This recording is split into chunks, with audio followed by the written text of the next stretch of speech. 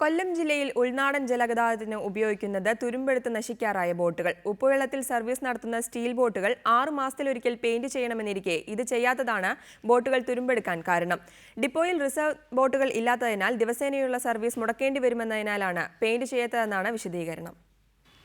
ഉൾനാടൻ ജലഗതാഗത വകുപ്പിന്റെ 3 സർവീസ് ബോട്ടുകളും ഒരു ടൂറിസ്റ്റ് ബോട്ടുമാണ് കൊല്ലം ഡിപ്പോയിലുള്ളത്. ദിവസവും സർവീസ് നടത്തുന്ന 3 ബോട്ടുകളിൽ ഒന്നിന്റെ അവസ്ഥയാണിത്.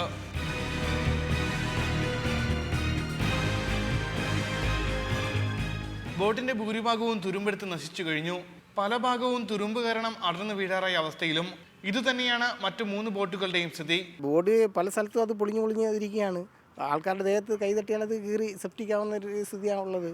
പക്ഷേ അത് ഉണ്ടാകാതിരിക്കണമെന്നുണ്ടെങ്കിൽ വർഷത്തിലൊരു പ്രാവശ്യം ഈ ബോട്ടുകൾ കരയ്ക്ക് കയറ്റി പെയിന്റ് മാത്രം അടിച്ചാൽ മതി. ഉപ്പുവെള്ളവും ഉപ്പുകാറ്റും കാരണം ബോട്ടുകൾ പെട്ടെന്ന് നശിക്കാതിരിക്കാൻ 6 മാസത്തിലൊരിക്കൽ ബോട്ടുകൾ പെയിന്റ് ചെയ്യണമെന്നുണ്ട്. എന്നാൽ 2 വർഷത്തിനിടയിൽ ഒരു തവണ പോലും കൊല്ലത്തെ സർവീസ് ബോട്ടുകൾ പെയിന്റ് ചെയ്തിട്ടില്ല. റിസർവ് ബോർഡില്ലാത്തതിനാൽ പെയിന്റ് ചെയ്യണമെങ്കിൽ സർവീസ് മുടക്കേണ്ടി വരുമെന്നതിനാലാണ് പെയിന്റ് ചെയ്യാത്തതെന്ന് സ്റ്റേഷൻ മാസ്റ്റർ പറഞ്ഞു. റിപ്പോർട്ടർ, കൊല്ലം.